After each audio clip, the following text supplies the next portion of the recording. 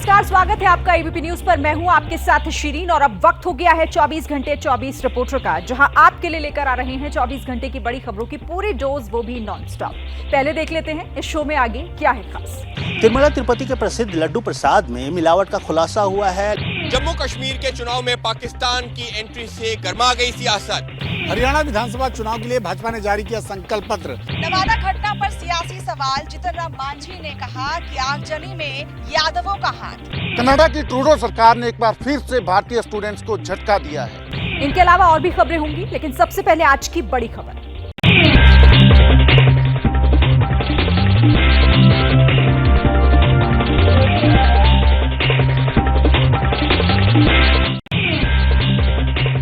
तिरुमला तिरुपति के प्रसिद्ध लड्डू प्रसाद में मिलावट का खुलासा हुआ है। लैब रिपोर्ट में साफ हुआ है कि घी जो लड्डू बनाने में उपयोग की जाती थी, उसमें जानवरों की चर्बी जैसे कि बीफ की चर्बी का इस्तेमाल होता था। తిరుమల లడ్డు కూడా నాసి రకం నాకైతే ఆశ్చర్యం వేస్తుంది. ఎన్ని కంప్లైంట్ చేసినా కడాన వెంకటేశ్వర స్వామి పవిత్రతను దెబ్బతీశారు, ప్రవర్తించారు. जो दावा आंध्र प्रदेश के मुख्यमंत्री चंद्रबाबू नायडू ने किया था, उसकी लैब रिपोर्ट में पुष्टि हो गई है। लैब रिपोर्ट के मुताबिक जगन मोहन सरकार के समय तिरुपति बालाजी मंदिर में प्रसाद के रूप में मिलने वाले लड्डू में इस्तेमाल होने वाले घी में बीफ की चर्बी पाई गई है। यही नहीं, लड्डू में इस्तेमाल इस घी में फिश ऑयल का भी इस्तेमाल किया गया। उस घी से प्रसाद बनाना एक बहुत बड़ा पाप है, तो इसलिए हम इसके ऊपर और जांच करेंगे और इसके पीछे जो भी है उनको हम सजा दिलाएंगे। सीएम नायडू के दावे और प्रसाद की लैब रिपोर्ट आने के बाद खलबली मच गई है। जगन मोहन की पार्टी राजनीतिक विरोधियों के निशाने पर है। अगर घी में चर्बी का प्रयोग उस प्रसाद के लिए किया जा रहा है तो बेहद गंभीर और चौंकाने वाला और संपूर्ण विश्व के हिंदू समाज की भावनाओं को आहत करने वाला है। एक पापी मुख्यमंत्री ने हमारे मंदिर को अपवित्र करने का षड्यंत्र किया गया। इस विवाद को लेकर आंध्र प्रदेश में सियासी तापमान चढ़ गया है। आंध्र प्रदेश में कांग्रेस की अध्यक्ष और जगन मोहन की बहन वाईएस शर्मिला ने इस मामले की सीबीआई जांच की मांग की है, लेकिन जगन मोहन रेड्डी की पार्टी इन आरोपों को खारिज कर रही है। वाईएसआरसीपी के वरिष्ठ नेता और तिरुमला मंदिर के पूर्व चेयरमैन वाईबी सुब्बा रेड्डी ने इसे राजनीतिक साजिश बताया है। All Hindu devotees are hurt because of these comments. We should take back. These are all baseless and wild. Tirumala Tirupati का मंदिर हिंदुओं के आस्था का प्रतीक है और विश्व में इसे एक धनाढ्य मंदिर के रूप में जाना जाता है। यहाँ प्रसाद के रूप में मिलने वाला लड्डू विशेष आस्था का प्रतीक है और इसकी पूरी रेसिपी जो है करीब 300 साल पुरानी और बहुत ही सीक्रेट मानी जाती है। श्रीनगर और कटरा में की पीएम मोदी ने रैली, कहा नहीं होगी 370 की वापसी। खानदानी पार्टियां पुराना दौर वापस लाना चाहती हैं। दुनिया की कोई ताकत जम्मू कश्मीर में आर्टिकल 370 की वापसी नहीं करा सकती। कटरा में बीजेपी उम्मीदवार के लिए वोट मांगने पहुंचे पीएम मोदी ने साफ कर दिया कि अब जम्मू कश्मीर में धारा 370 गुजरे वक्त की बात हो गई है। पीएम ने कहा कि जो धारा 370 की बात कर रहे हैं वो दहशतगर्दी का दौर वापस लाना चाहते हैं। ये क्या घोषणा कर रहे हैं? ये कह रहे हैं कि ये यहाँ आर्टिकल 370 को वापस लौटाएंगे, यानी ये खून खराबे के उस पुराने दौर को फिर लौटाना चाहते हैं। श्रीनगर में अपनी पहली रैली में पीएम मोदी ने जम्मू कश्मीर को पूर्ण राज्य का दर्जा देने की बात दोहराई, साथ ही खानदानी वाली सियासत पर निशाना साधा।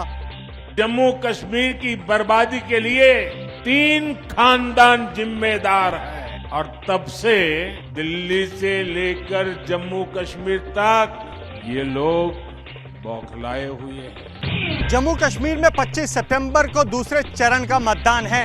पीएम मोदी ने लोगों को जमकर वोटिंग करने की अपील की। हरियाणा विधानसभा चुनाव के लिए भाजपा ने जारी किया संकल्प पत्र। महिलाओं को हर महीने 2100 रुपए, 2 लाख युवाओं को नौकरी और अग्निवीरों को पक्की नौकरी का वादा। हरियाणा में तीसरी बार सरकार बनाने के इरादे से चुनावी रण में उतरी बीजेपी ने अपने संकल्प पत्र में 20 वादे किए हैं। बीजेपी ने हरियाणा में सभी महिलाओं को लाडो लक्ष्मी योजना के तहत हर महीने 2100 रुपए, प्रत्येक परिवार को 10 लाख तक का मुफ्त इलाज, 24 फसलों की MSP पर खरीद, 2 लाख युवाओं को पक्की नौकरी, शहरी ग्रामीण क्षेत्रों में 5 लाख आवास, हर घर गृहिणी योजना के तहत 500 रुपए में LPG सिलेंडर और हर हरियाणवी अग्निवीर को सरकारी नौकरी की गारंटी जैसे वादे किए हैं। हम तो हरियाणा की सेवा नॉन स्टॉप कर रहे हैं। जो कहा था वो किया है, जो नहीं कहा था वो भी करके दिया, और जो कहेंगे वो पूरा करके देंगे, ये इस बात की गारंटी। सीएम नायब सिंह सैनी ने कहा कि संकल्प पत्र बीजेपी के चुनावी वादा नहीं है, हमने जो कहा उसे हमेशा पूरा किया है। संकल्प पत्र के ऊपर गति से काम शुरू कर देते हैं और हमने ये संकल्प लिया है कि हम इन 24,000 युवाओं को पहले ज्वाइनिंग लेटर देंगे और बाद में हम शपथ लेंगे। पार्टी का दावा है कि संकल्प पत्र को बनाने के लिए राज्य के लाखों लोगों से सुझाव लिए गए हैं। पार्टी का यह भी दावा है कि उन्हीं वादों को संकल्प पत्र में शामिल किया गया है जिन्हें पूरा किया जा सकता है। यूपी की सियासत में माफिया बनाम मठाधीश वाली बयानबाजी, अखिलेश की सफाई, सीएम को नहीं कहा माफिया। योगी बोले माफिया के सामने घुटने टेकने वाले कर रहे हैं संत परंपरा का अपमान। मठाधीश और माफिया में कोई ज्यादा फर्क नहीं होता। 12 सितंबर को लखनऊ में अखिलेश यादव ने यूपी में कानून व्यवस्था को लेकर सीएम योगी पर इसी अंदाज में निशाना साधा था। अखिलेश ने सीएम योगी को सीधे माफिया तो नहीं कहा, लेकिन इशारा उसी तरफ था। अखिलेश की इस बयान का जवाब सीएम योगी ने मिल्कीपुर से दिया। माफियाओं के सामने नाक रगड़ने वाला व्यक्ति, दंगाइयों के सामने घुटना टेकने वाला व्यक्ति आज भारत की संत परंपरा को माफिया कहता है। ये उनके संस्कार है। सीएम के सीधे हमले के बाद अखिलेश सफाई के मोड में आ गए हैं। कहा, मैंने कभी सीएम को माफिया नहीं कहा, मैं संत महात्मा और सन्यासियों पर कभी कुछ नहीं बोलता। हम तो ये कहेंगे कि हमारे उत्तर प्रदेश के मुख्यमंत्री नहीं है, वो मठाधीश मुख्यमंत्री है। जब से बीजेपी हारी है तब से कुछ संतुलन गड़बड़ा गया। हालांकि लखनऊ में प्रेस कॉन्फ्रेंस के दौरान अखिलेश माफिया वाले बयान पर चुटकी भी लेते दिखे। मेरी भी तस्वीर देख लो आप और उनकी भी तस्वीर देख लो, माफिया कौन लगेगी बता दो। अखिलेश यादव एनकाउंटर के मुद्दे पर सीएम योगी को लगातार निशाना बना रहे हैं। वहीं बीजेपी वाले अखिलेश राज में माफिया की दहशत को मुद्दा बना रहे हैं। कल से हरियाणा के रण में उतरेंगे अरविंद केजरीवाल। गजाधरी में रोड शो कर चुनाव प्रचार की शुरुआत करेंगे। दिल्ली में सीएम पद से इस्तीफा देने के बाद अरविंद केजरीवाल का फोकस अब हरियाणा पर है। केजरीवाल कल यानी 20 सितंबर से हरियाणा में चुनाव प्रचार की शुरुआत करेंगे। कल गजाधरी में केजरीवाल रोड शो करेंगे। कल शाम 4 बजे केजरीवाल का रोड शो होगा। गजाधरी के बाद केजरीवाल डबवाली, रानिया में भी प्रचार करेंगे। केजरीवाल भिमानी, मेहम, पूंडरी, कलायत, रेवाड़ी, दादरी, असंध, बल्लभगढ़ और बादरा में भी पार्टी उम्मीदवारों के लिए वोट मांगेंगे। अरविंद केजरीवाल जी का कैंपेन का जो शेड्यूल है उसका शुभारंभ 20 सितंबर को पहला रोड शो है जगाधरी विधानसभा से। हरियाणा में गठबंधन को लेकर आम आदमी पार्टी और कांग्रेस में बात नहीं बनी थी। आम आदमी पार्टी हरियाणा की सभी 90 सीटों पर चुनाव लड़ रही है। आम आदमी पार्टी को उम्मीद है कि केजरीवाल के प्रचार से हरियाणा में उसे फायदा हो सकता है और हरियाणा में पंजाब जैसे नतीजे मिल सकते हैं। दिल्ली में 21 सितंबर को होगा आतिशी सरकार का शपथ ग्रहण। मुकेश अहलावत होंगे कैबिनेट में नया चेहरा। अरविंद केजरीवाल के इस्तीफे और आतिशी के विधायक दल का नेता चुने जाने के बाद नई सरकार के शपथ ग्रहण और आतिशी सरकार की तस्वीर साफ हो गई है। आतिशी 21 सितंबर को दिल्ली के सीएम पद की शपथ लेंगी। आतिशी के साथ गोपाल राय, कैलाश गहलोत, सौरभ भारद्वाज, इमरान हुसैन और मुकेश अहलावत कैबिनेट मंत्री पद की शपथ लेंगे। मुकेश अहलावत आतिशी सरकार में नया चेहरा होंगे। मुकेश सुल्तानपुर माजरा से आम आदमी पार्टी के विधायक हैं। 2020 में मुकेश पहली बार विधायक बने। वो आम आदमी पार्टी के प्रमुख दलित चेहरे भी हैं। मुकेश अहलावत को नया मंत्री बनाकर आम आदमी पार्टी ने विधानसभा चुनाव से पहले दलित कार्ड चला है। हिजबुल्लाह पर पेजर और वॉकी टॉकी अटैक के बाद ईरान ने इजराइल को बड़ी धमकी दी है। ईरान ने इजराइल से कहा है कि एक एक हमले का हिसाब देना होगा और फिर न्यूक्लियर बम का राग भी छेड़ दिया गया। 2 दिन के सीरियल धमाकों के बाद बेरूत में दहशत का माहौल है। पेजर के धमाके के बाद हिजबुल्लाह की ओर से इस्तेमाल किए जाने वाले फोन, सोलर पैनल और फिंगरप्रिंट डिवाइस में भी विस्फोट की बातें सामने आई। ब्लास्ट के बाद अफरा तफरी की तस्वीरें सोशल मीडिया पर सर्कुलेट की गई। दावा किया गया कि पेजर से ज्यादा इंटेंसिटी रेडियो सेट धमाके की थी। इजरायली मीडिया रिपोर्ट्स के मुताबिक पेजर ब्लास्ट से ज्यादा नुकसान दूसरे सीरियल धमाकों में हुआ। अभी तुम जश्न मना लो, अभी तुम हंस लो, क्योंकि आगे तुम बहुत ज्यादा रोने वाले हो। इस बीच इजराइल ने पहली बार खुलकर इन धमाकों पर रिएक्ट किया। इजरायली डिफेंस मिनिस्टर ने मोसाद को हमले की टाइमिंग पर बधाई दी। इजराइल आर्मी का भी बयान सामने आया।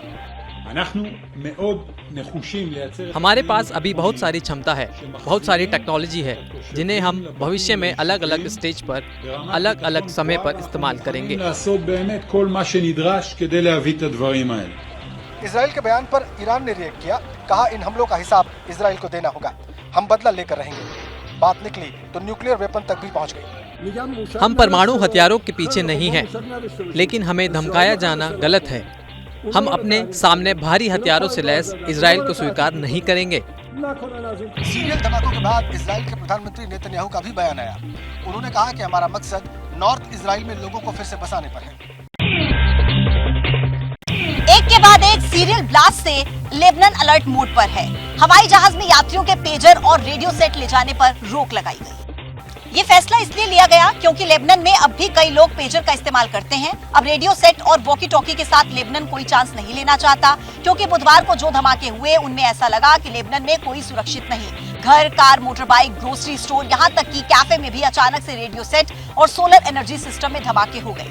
जानकारी के मुताबिक 2 दिन के सीरियल ब्लास्ट में 30 से ज्यादा लोगों की मौत हो चुकी है, हजारों लोग घायल हैं। इनमें से ज्यादातर हिजबुल्लाह के लड़ाके बताए जा रहे हैं।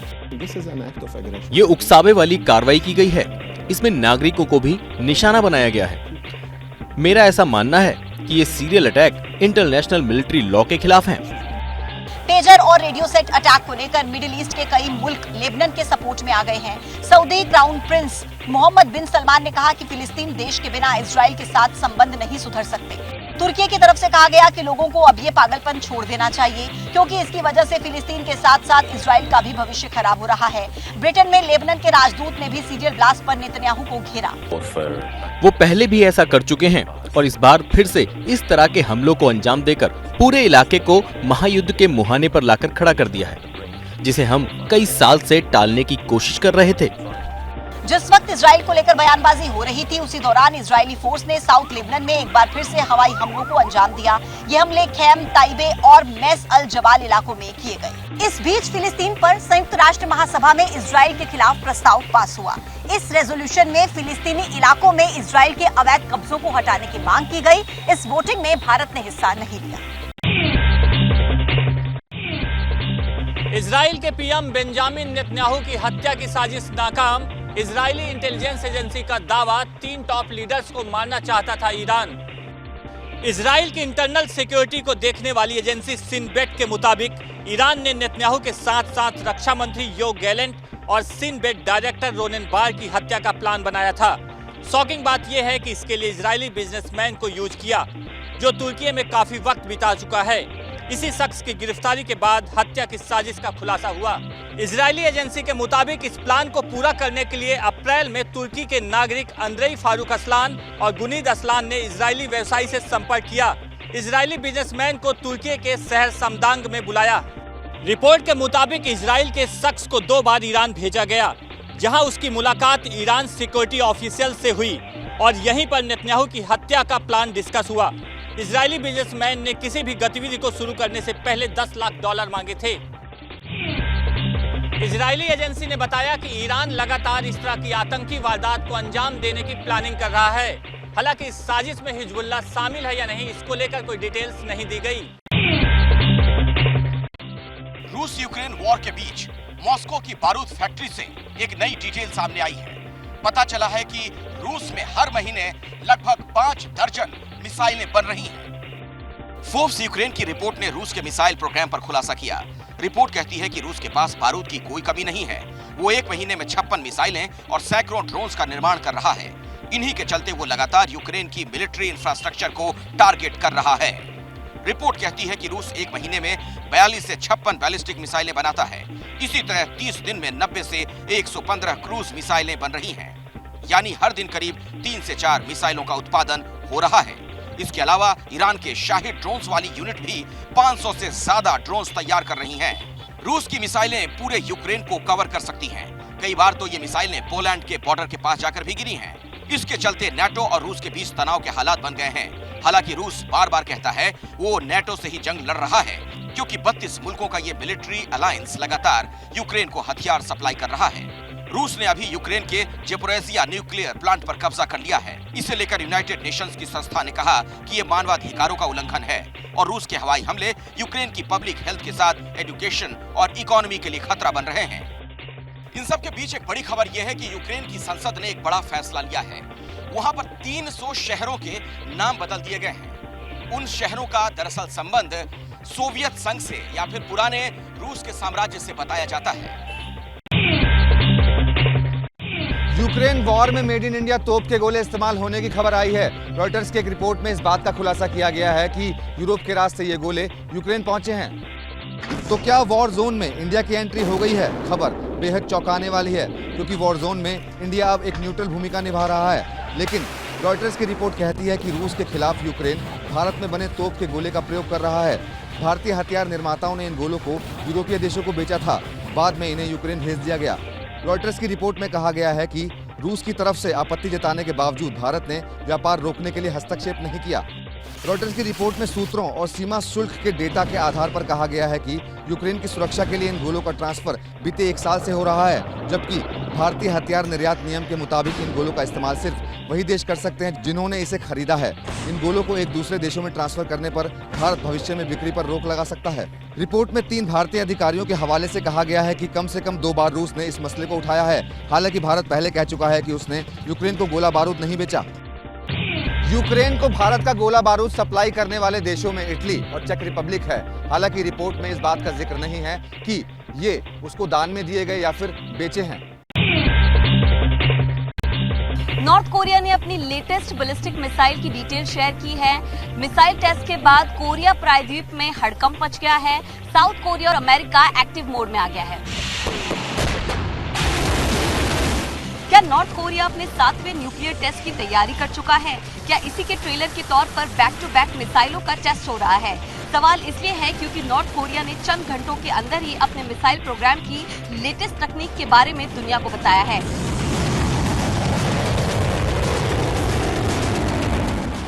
नॉर्थ कोरिया ने दावा किया है कि बुधवार को उसने जिस हथियार का टेस्ट किया वो बैलिस्टिक मिसाइल एक बहुत बड़े वॉरहेड को ले जाने में सक्षम है।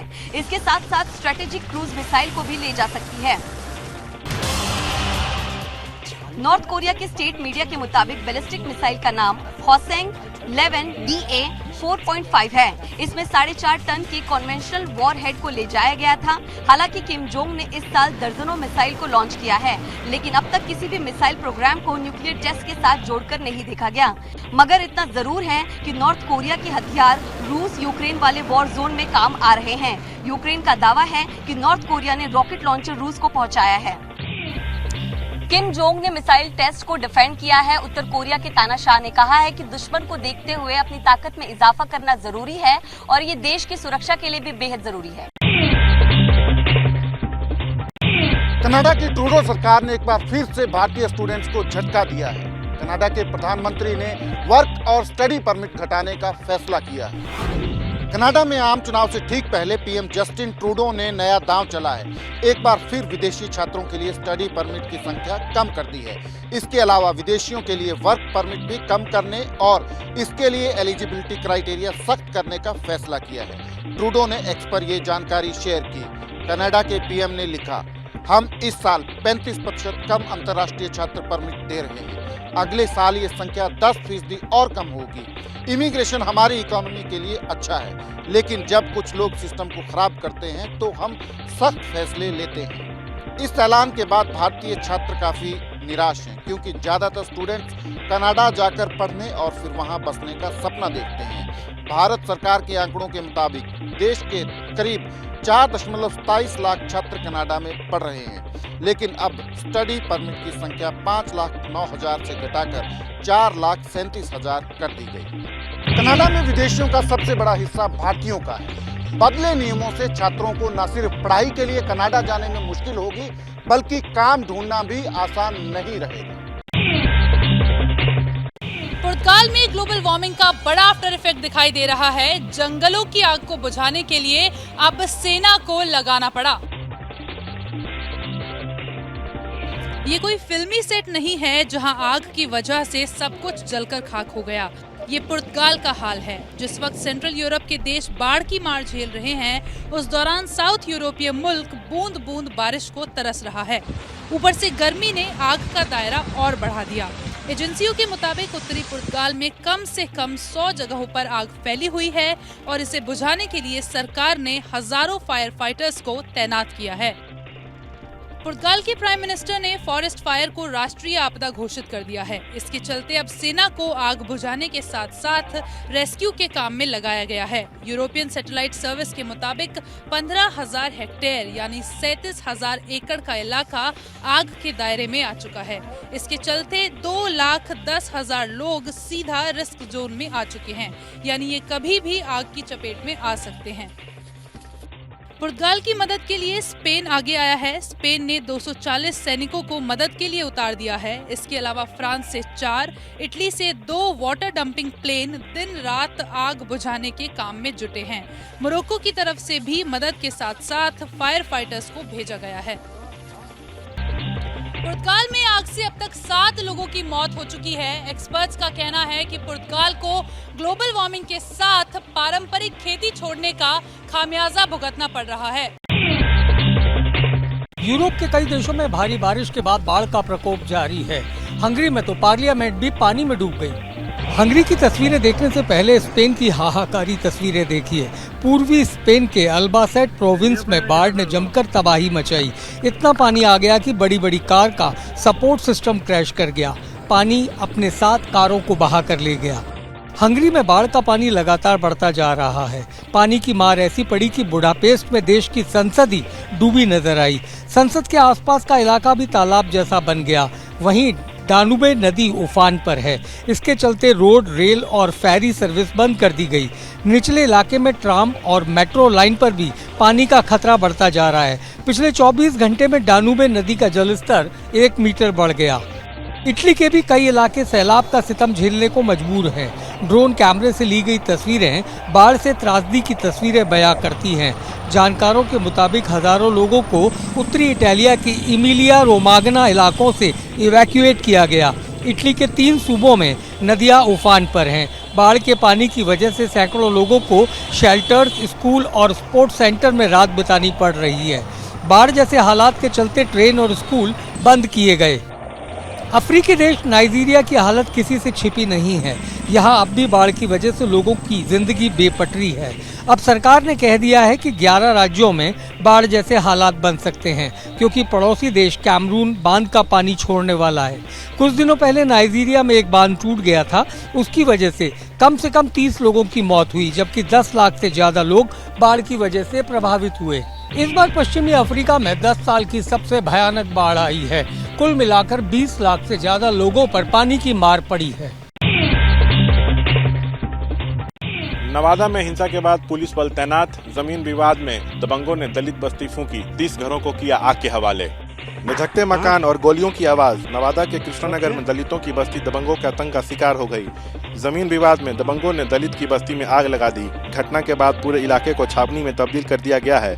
कृष्णानगर के चप्पे चप्पे पर पुलिस तैनात है, लेकिन पीड़ित डरे हुए हैं। उधर से कम 100 लोग लगातार फायरिंग करते हुए घुसते गए और जितना भी झोपड़ा मिला सबको आग लगाते चले गए। आप रह रहे हैं 10 बरस से, पूर्वजों से यहाँ पर रह रहे हैं। बूढ़ा बूढ़ी गुजर गया, सारा मुँह बूढ़ा बूढ़ी होने वाले हैं। पुलिस के मुताबिक 30 घरों में आग लगाई गई थी। पीड़ित बता रहे हैं कि अगजनी के साथ ही उनसे मारपीट भी हुई। 26 लोगों के खिलाफ नामजद FIR दर्ज की गई है। जले हुए मकानों के बाहर बैठे पीड़ित मदद की इंतजार में हैं। चूल्हा भी जल गया, अनाज भी जल गया। अभी तक कुछ नहीं, प्रशासन कुछ नहीं, कपड़ा लत्ता सब जल गए हैं। अभी भूखे मर रहे हैं। सब खाना पीना कोई व्यवस्था नहीं, कपड़ा लत्ता सब कुछ कोई व्यवस्था नहीं। ग्रामीणों की शिकायत है कि उन्होंने पुलिस को कई बार खतरे की बात बताई थी, लेकिन उन्हें सुरक्षा नहीं दी गई। पीड़ितों के मुताबिक सर्वे से पहले जमीन पर कब्जे के लिए दबंगों ने उनके घर जलाए। नवादा में घटना पर सियासी सवाल। जीतन राम मांझी ने कहा कि इस आगजनी में है यादवों का हाथ। तेजस्वी यादव ने नीतीश कुमार से मांगा इस्तीफा। केंद्रीय मंत्री जीतन राम मांझी ने नवादा की घटना के लिए विपक्ष को जिम्मेदार ठहराया है। मांझी ने नवादा जाने का ऐलान किया और कहा कि घटना में RJD समर्थक यादवों का हाथ है। फॉलो अप एक्शन में 12 या 13 लोगों को पकड़ा गया है जो सब यादव जाति के हैं। आगजनी के लिए मांझी ने आरजेडी की तरफ उंगली उठाई तो बिहार के मंत्री जनक राम ने सीधे सीधे महागठबंधन को निशाना बनाया। इसके पीछे कहीं न कहीं साजिश और षड्यंत्र जो महागठबंधन पूर्ववर्ती सरकार के जो सत्ता से बाहर होने का एक कुनबा उनका जो है कि अंगड़ाई ले रहा है। इस सियासी अटैक को काउंटर करने के लिए आरजेडी ने जीतन राम मांझी को टारगेट किया। तेजस्वी ने कहा कि मांझी को सच से कोई मतलब नहीं, तथ्य से सच से उनका कोई वास्ता नहीं है। दिल्ली से लेकर के बिहार तक तो उन्हीं की सरकार है। जिन लोगों ने आग लगाई जाओ पकड़ो, जेल में डालो। आगजनी का मुख्य आरोपी नंदू पासवान को बताया जा रहा है। पुलिस ने नंदू को गिरफ्तार कर लिया है। हालांकि नंदू के घर वालों का कहना है कि उसे फंसाया जा रहा है। वो कल किसी और जगह नवादा में थे, वो नहीं थे, लेकिन बेकसूर हैं। इस चीज में हम लोग इन्वॉल्व नहीं हैं। इतना बेशर्मा, इतना मतलब दरिंदगी हम लोग कर ही नहीं सकते हैं। आजाद समाज पार्टी और दूसरे दलित संगठनों ने पीड़ितों को मुआवजा देने और इस घटना की निष्पक्ष जांच कराने की मांग की है। कंगना रनौत की फिल्म इमरजेंसी पर 25 सितंबर तक आ सकता है फैसला। बॉम्बे हाई कोर्ट ने कहा फिल्म रिलीज होगी या नहीं, इस पर 25 सितंबर तक फैसला दे। कंगना रनौत की फिल्म इमरजेंसी की रिलीज सिखों का गलत चित्रण किए जाने के आरोप में घिरने के बाद अटकी। सेंसर बोर्ड ने इस फिल्म को सर्टिफिकेट ही नहीं दिया। फिल्म की प्रोड्यूसर कंपनी की तरफ से दायर याचिका पर सुनवाई करते हुए बॉम्बे हाई कोर्ट ने कहा सेंसर बोर्ड किसी फिल्म को सिर्फ इसलिए सर्टिफिकेट देने से इनकार नहीं कर सकता क्योंकि कानून और व्यवस्था की समस्या की आशंका है। इस फिल्म के लिए याचिकाकर्ता ने दावा किया था कि सीबीएफसी राजनीतिक कारणों से फिल्म को प्रमाण पत्र जारी करने में देरी कर रहा है। इस फिल्म पर हाईकोर्ट ने कहा कि फिल्म की को प्रोड्यूसर कंगना रनौत खुद एक मौजूदा बीजेपी सांसद हैं। क्या सत्तारूढ़ दल अपने ही सांसद के खिलाफ काम कर रहा है? इससे पहले फिल्म इमरजेंसी 6 सितंबर को रिलीज होने वाली थी, लेकिन सेंसर बोर्ड की तरफ से सर्टिफिकेट न मिलने की वजह से फिल्म रिलीज नहीं हो पाई। वक्फ बिल पर बनी जॉइंट पार्लियामेंट्री कमेटी की बैठक में मुस्लिम संगठनों ने रखा अपना पक्ष, तो वहीं दूसरी ओर बीजेपी की सांसद मेधा कुलकर्णी ने विपक्ष के सांसद पर लगाया बैठक के दौरान अभद्रता का आरोप। नए वक्फ बिल पर जेपीसी के सामने आज चाणक्य नेशनल लॉ यूनिवर्सिटी के vice chancellor professor Faizan Mustafa, Pasmanda Muslim Mahaz और मुस्लिम पर्सनल लॉ बोर्ड के प्रतिनिधियों ने अपनी राय रखी। सूत्रों के मुताबिक स्टेक होल्डर्स ने नए वक्फ बिल के स्वरूप पर सवाल उठाया। नए वक्फ बिल में कुछ संशोधन का प्रस्ताव कमेटी के सामने रखा गया। बैठक में वक्फ बोर्ड के गैर मुस्लिमों को जगह देने पर भी चर्चा हुई। नए वक्फ बिल का विरोध कर रहे पक्ष ने वक्फ की जमीन या प्रॉपर्टी के स्टेटस को चुनौती देने वाले प्रावधान पर आपत्ति जताई। आज की बैठक में नए वक्फ बिल में कलेक्टर को मिलने वाले अधिकार पर भी हंगामा हुआ। सूत्रों के मुताबिक जेपीसी की बैठक के दौरान माहौल उस वक्त गर्मा गया जब बीजेपी सांसद मेधा कुलकर्णी ने विपक्ष के सांसद पर अभद्रता का आरोप लगाया। मेधा कुलकर्णी का कहना था कि वो बार बार टोक रहे थे और उन्हें रोका जा रहा था। जेपीसी की बैठक कल भी जारी रहेगी। कल भी कई मुस्लिम संगठन जेपीसी के सामने अपना पक्ष रखेंगे। महाराष्ट्र विकास आघाड़ी में सीट शेयरिंग को लेकर मंथन। मुंबई की 36 सीटों पर फंसा पेच। मुंबई में ज्यादा सीटों पर चुनाव लड़ना चाहता है उद्धव ठाकरे गुट। एमवीए में सीट शेयरिंग पर चर्चा की शुरुआत मुंबई की 36 सीटों से हुई। सूत्रों के मुताबिक मुंबई की 36 विधानसभा सीटों में से उद्धव गुट 20, कांग्रेस 18, शरद पवार गुट 7, समाजवादी पार्टी 1 सीट पर दावेदारी जता रही है।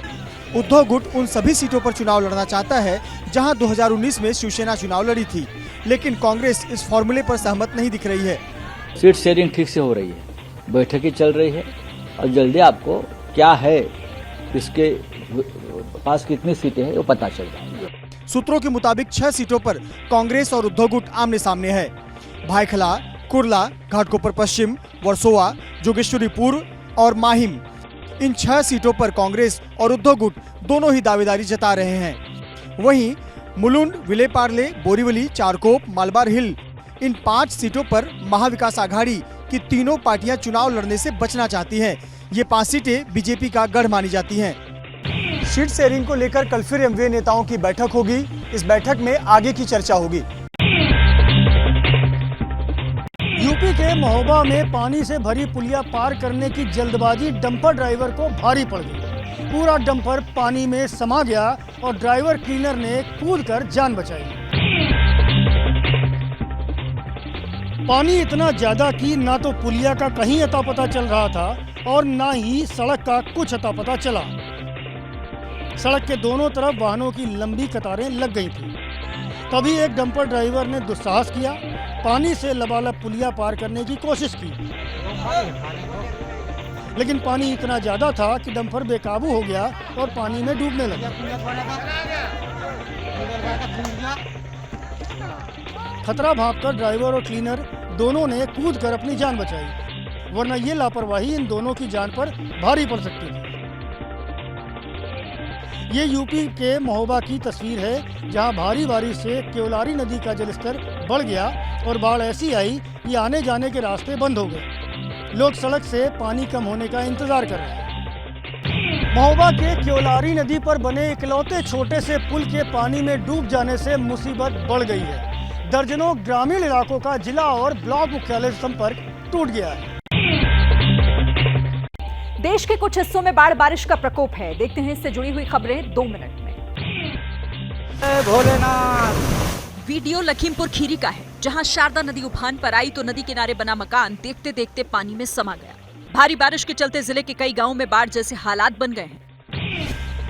ये पटना के नदी थाने की तस्वीरें हैं। गंगा का पानी बढ़ा तो हाईटेक नदी थाना भी बाढ़ की चपेट में आ गया। थाने में जब्त कर खड़ी की गई 200 गाड़ियों में से आधी पानी में डूब गई। थाने में बैठने के लिए रखी गई कुर्सियां भी पानी में तैरती दिखी। चारों तरफ पानी और बीच में टापू जैसा दिखता एक मकान। मकान की छत पर लोग फंसे हैं, जिन्हें एनडीआरएफ की टीम ने बाहर निकाला। वीडियो बलिया का है, जहां गंगा नदी में उफान के बाद हाईवे का 45 मीटर हिस्सा भी बह गया। हाईवे का हिस्सा टूटने के बाद गांव की लगभग 1000 लोगों की आबादी प्रभावित हुई है। यूपी के चंदौली में अचानक आई बाढ़ से नदी में खड़ी जेसीबी डूब गई। गांव वालों की मदद से हाईवे निर्माण में लगी कंपनी के कर्मचारियों को बाहर निकाला गया। यूपी के अंबेडकर नगर में घाघरा नदी ने बढ़ाई मुसीबत। घाघरा में पानी बढ़ने से 20 से ज्यादा गांव बाढ़ में डूब गए। कई गांव का संपर्क कट गया। ये वीडियो ग्रेटर नोएडा के उस इलाके का है, जहां पास में ही जेवर एयरपोर्ट बन रहा है। रनहेरा गांव में बाढ़ जैसे हालात हैं। कई लोग पलायन कर गए तो कई लोगों ने घर के दरवाजे पर सीमेंट की बोरियों से पानी का रास्ता रोक रखा है। पटना के निचले इलाकों में गंगा के पानी ने बढ़ाई परेशानी। हजारों एकड़ फसल बर्बाद हो गई। हजारों परिवार प्रभावित हुए। आने जाने के लिए प्रशासन ने कराई नाव की व्यवस्था। बिहार के हाजीपुर में गंडक नदी का गदर। चंद घंटे में 8 फीट पानी बढ़ गया। डूबे सैकड़ों मकान। नाव बनी ग्रामीणों का सहारा। लगातार 4 दिन की बारिश से रोहतास में सोन नदी का जलस्तर बढ़ गया है। इंद्रपुरी बैराज से 5,22,000 क्यूसेक से ज्यादा पानी सोन नदी में छोड़ा गया। गैंगस्टर लॉरेंस बिश्नोई के नाम पर अब सलमान खान के पिता को भी मिली धमकी। मुंबई पुलिस ने सलीम खान को धमकी देने वाले दोनों ही आरोपियों को गिरफ्तार कर लिया है। स्कूटर में सवार एक पुरुष और उसके पीछे बैठी बुर्खाधारी महिला, ये वही 2 आरोपी हैं जिन्होंने सलमान खान के पिता सलीम खान को लॉरेंस बिश्नोई के नाम पर धमकी दी। ये उस वक्त का वाकया है जब सलीम खान बुधवार सुबह मॉर्निंग वॉक के लिए बैंड्रा बैंडस्टैंड इलाके में गए थे। तभी स्कूटी पर सवार बुर्खाधारी महिला ने उन्हें धमकी दी। पुलिस के मुताबिक महिला ने कहा, लॉरेंस बिश्नोई को भेजूं क्या? इस धमकी के मामले में मुंबई के बैंड्रा पुलिस स्टेशन में मामला दर्ज किया गया। उसके बाद मुंबई पुलिस ने दोनों आरोपियों को धर दबोचा। सलीम खान को धमकी क्यों दी गई, इस बारे में पुलिस पूछताछ कर रही है। इससे पहले सलमान खान को लॉरेंस बिश्नोई से धमकी मिली थी। सलमान खान के बैंड्रा वेस्ट के गैलेक्सी अपार्टमेंट में गोलीबारी भी हुई थी। कर्नाटक के कोलार से एक सड़क हादसे की हैरान कर देने वाली वीडियो सामने आई है। एक तेज रफ्तार कार डिवाइडर को टकराई और कई बार पलटियां खाई। पहले तेज स्पीड से एक रेड कार निकली, पीछे से वैसे ही स्पीड से दूसरी रेड कार भी आई, लेकिन ऐसी बेकाबू हुई कि बिजली का खंभा तोड़ते हुए सड़क पर पलटियां मार गई।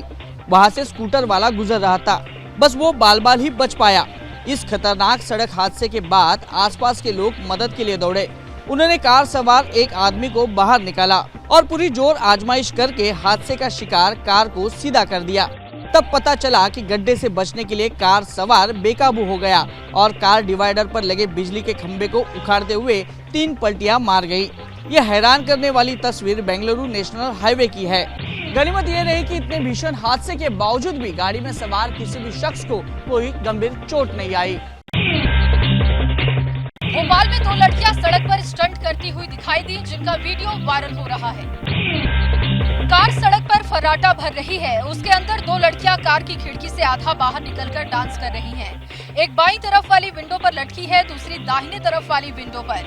ये भोपाल की तस्वीर है, वो भी देर रात की। भोपाल में देर रात एयरपोर्ट रोड पर ये दो लड़कियां चलती कार में इसी तरीके से स्टंट करते हुई नजर आईं। पीछे से चल रहे किसी कार वाले ने उनका ये वीडियो बना दिया, जो कि सोशल मीडिया पर वायरल हो रहा है। वायरल वीडियो के आधार पर भोपाल पुलिस अब इन दोनों लड़कियों की तलाश कर रही है। डीजे पर डांस को लेकर बात इतनी बिगड़ी कि दो पक्षों में जमकर पथराव हुआ। यूपी के संभल में उपद्रव का वीडियो वायरल हो गया। करीब 15 से 20 लोग उस छत से मोर्चा संभाले हुए हैं। इतनी ही तादाद में लोग उस छत से पथराव कर रहे हैं। दोनों पक्षों ने छतों पर खड़े होकर एक दूसरे पर ईंटें फेंकी और पत्थरबाजी की। उपद्रव इतना बढ़ा कि पथराव का ये वीडियो सोशल मीडिया पर वायरल हो गया। मामला यूपी के संभल में असमोली थाना क्षेत्र के सुदूरपुर गांव का है। इस पथराव में दो युवकों को ज्यादा चोटें लगी हैं। हरियाणा के बाद उत्तर प्रदेश में चंद्रशेखर आजाद का बड़ा दांव। ओवैसी की पार्टी से करेंगे गठबंधन, उपचुनाव में उतारेंगे उम्मीदवार। हरियाणा में दुष्यंत चौटाला के साथ गठबंधन कर विधानसभा चुनाव में उतरी सांसद चंद्रशेखर आजाद की आजाद समाज पार्टी का यूपी में ओवैसी की पार्टी से गठबंधन हो सकता है। सूत्रों के मुताबिक दोनों पार्टियां यूपी विधानसभा उपचुनाव गठबंधन में लड़ेंगी। उपचुनाव में सभी 10 सीटों पर उम्मीदवार उतारे जाएंगे। पीडीए की काट के लिए ओबीसी और सामान्य वर्ग के नेताओं पर भी रहेगा फोकस। उपचुनाव के बहाने चंद्रशेखर और ओवैसी की नजर मिशन 2027 पर है। दोनों नेता अखिलेश के पीडीए वाले समीकरण में सेंध लगाना चाहते हैं। इसके लिए आने वाले दिनों में दूसरे छोटे दलों को भी गठबंधन में शामिल किया जा सकता है। चंद्रशेखर आजाद ने मीरापुर, गाजियाबाद और मंझवा से अपने उम्मीदवार घोषित कर दिए हैं। बाकी सीटों पर ओवैसी और चंद्रशेखर आजाद की बात बन चुकी है। लोकसभा चुनाव में अखिलेश यादव ने पीडीए फार्मूले से ही यूपी में एनडीए को मात दी थी। अब चंद्रशेखर आजाद और ओवैसी इसी फार्मूले में सेंध लगाकर अपनी सियासी जमीन को मजबूत करना चाहते हैं। बाजार में वैध अवैध दुकानों का फैसला खुद ही करने लगे यूपी के लोनी से बीजेपी विधायक नंद किशोर गुर्जर। उन्होंने मुस्लिम दुकानदारों को 2 दिन का अल्टीमेटम दिया है कि लाइसेंस दो वरना दुकान खाली करो।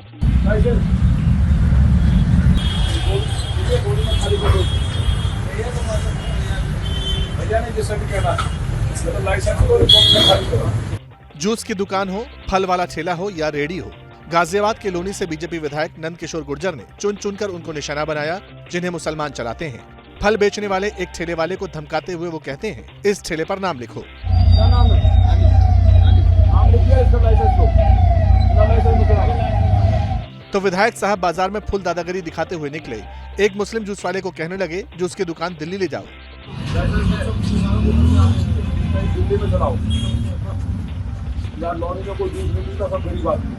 लेकिन वेज बिरयानी का ठेला चलाने वाले एक शख्स को उन्होंने सिर्फ इसलिए बख्श दिया क्योंकि उसका नाम हिंदू था।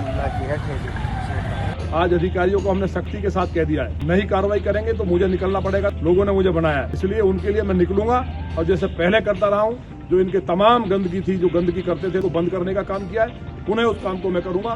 बीजेपी विधायक नंद किशोर गुर्जर मुस्लिम दुकानदारों के खिलाफ ये मुहिम तब चला रहे हैं जबकि पिछले दिनों यूपी में कांवड़ यात्रा के दौरान ऐसे ही एक कोशिश में सरकार की फजीयत हो चुकी है। कोलकाता में जूनियर डॉक्टर्स की हड़ताल अब खत्म हो गई है।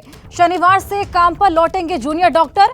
कल जूनियर डॉक्टर रैली भी करने वाले हैं और कल स्वास्थ्य भवन से सीबीआई ऑफिस तक मार्च करने वाले हैं जूनियर डॉक्टर्स। ये बड़ी खबर, शनिवार से काम पर लौटेंगे अब जूनियर डॉक्टर और कल एक रैली भी करने वाले हैं। स्वास्थ्य भवन से लेकर सीबीआई ऑफिस तक मार्च करेंगे जूनियर डॉक्टर्स। लगातार जिस तरीके से वो हड़ताल पर बैठे हुए थे, अब शनिवार से काम पर लौटेंगे। और ममता बनर्जी से उनकी मुलाकात हुई थी, सुरक्षा की मांग यहां पर लगातार की जा रही थी और अब शनिवार से काम पर लौटेंगे जूनियर डॉक्टर। साथ ही कल एक रैली भी करने वाले हैं। स्वास्थ्य भवन से सीबीआई ऑफिस तक मार्च करेंगे जूनियर डॉक्टर्स। मनोज्ञा हमारी संवाददाता हमारे साथ जुड़ी हैं, उनसे और जानकारी लेंगे। मनोज्ञा, अब शनिवार से वापस काम पर लौटने वाले हैं जूनियर डॉक्टर्स। जी बिल्कुल, अपनी हड़ताल खत्म कर देंगे और उसके साथ ये बहुत बड़ा फैसला है। एक ऐसे समय आ रहा है जब बार बार उन्हें बुलाया जा रहा था, कई बार बैठकें हुई और सुप्रीम कोर्ट ने भी संज्ञान लिया। इस मामले की सुनवाई भी लगातार हो रही है। धरना जो है वो कल विथड्रॉ कर दिया जाएगा, जो स्वास्थ्य भवन के सामने, जो कि स्वास्थ्य विभाग का हेडक्वार्टर है पूरे पश्चिम बंगाल का, वहां पर अभी लगातार धरने पर बैठे थे। करीब 6 राउंड की बातचीत हो गई है। मुख्यमंत्री और जूनियर डॉक्टर्स के बीच में। उसके बाद फाइनली उन्होंने फैसला लिया है कि उनकी सारी मांगे मान ली गई हैं, जिसके बाद अब एक लंबी रैली, एक बड़ी रैली, प्रोटेस्ट रैली निकाली जाएगी स्वास्थ्य भवन से लेकर सीजीओ तक कॉम्प्लेक्स तक, जो कि सीबीआई का हेडक्वार्टर है। वहीं पर जूनियर डॉक्टर कल अपनी अंतिम रैली निकालेंगे और उसके बाद अपना जो धरना है, जो स्वास्थ्य भवन के सामने वो लगातार विरोध प्रदर्शन कर रहे थे, दिन हो रात हो, धूप हो छाँव हो, बारिश हो या जो भी हो मौसम, वो लगातार बैठे हुए थे और वहीं पर ये विरोध प्रदर्शन चल रहा था, जिसके बाद बिल्कुल मनोज्ञा, और जिस तरीके से लगातार ये धरना এরকম যাতে থ্রেড কালচার, দুর্নীতি যাতে না থাকতে পারে সেটা সুনিশ্চিত করাও কিন্তু আমাদের কর্তব্য। সেই জন্যই কিন্তু এই প্রসঙ্গগুলো এসছে এবং আজ যে ডিরেক্টিভ এসছে তার মধ্যে কিন্তু খুব সুচারুভাবে এই জিনিসগুলো এড়িয়ে যাওয়া হয়েছে। আমরা আজকে যে বন্যা পরিস্থিতি তৈরি হয়েছে তার কথা মাথায় রেখে এবং আংশিক যে জয় আমরা পেয়েছি সেই জয়ের কথা মাথায় রেখে तरफ से ये बयान, हड़ताल ये खत्म कर दी गई है। मनोज्ञा आपके पास वापस आएंगे। हमने सुना किस तरीके से जूनियर डॉक्टर्स बताते हुए नजर आ रहे हैं कि कल वो एक रैली भी करने वाले हैं, स्वास्थ्य भवन से सीबीआई ऑफिस तक मार्च करेंगे। जी बिल्कुल, सीबीआई अधिकारियों से मांग कर रहे हैं अब इंसाफ की। अभी तक ये मांग मुख्यमंत्री ममता बनर्जी से हो रही थी, लेकिन मुख्यमंत्री ममता बनर्जी से जो मांगे की गई थी वो जब पूरी हो गई है, तो अब ये सीबीआई के विरुद्ध जिस तरह से या सीबीआई से इंसाफ मांगते हुए ये रैली की जाएगी। ये जो छात्र आपको दिख रहे हैं, ये सेलिब्रेट कर रहे हैं, ये जानते हैं कि ये कई दिनों से जूनियर डॉक्टर्स, खास तौर से वो डॉक्टर्स हैं जो पढ़ाई कर रहे हैं सरकारी अस्पतालों में, पश्चिम बंगाल के विभिन्न अस्पतालों में, अलग अलग स्ट्रीम्स में लगातार विरोध प्रदर्शन कर रहे थे। आरोप ये भी लग रहा था कि इसने राजनीति का रंग ले लिया है, लेकिन विरोध प्रदर्शन के साथ ये बखूबी जानते हैं कि इनके इस बैठने से कम सरकार ने वो कदम उठाए हैं जो ये चाहते थे। बिल्कुल मनोज्ञा, राहत की खबर उनके लिए भी जिनका इलाज नहीं हो पा रहा था। बहुत शुक्रिया आपका तमाम जानकारी के लिए।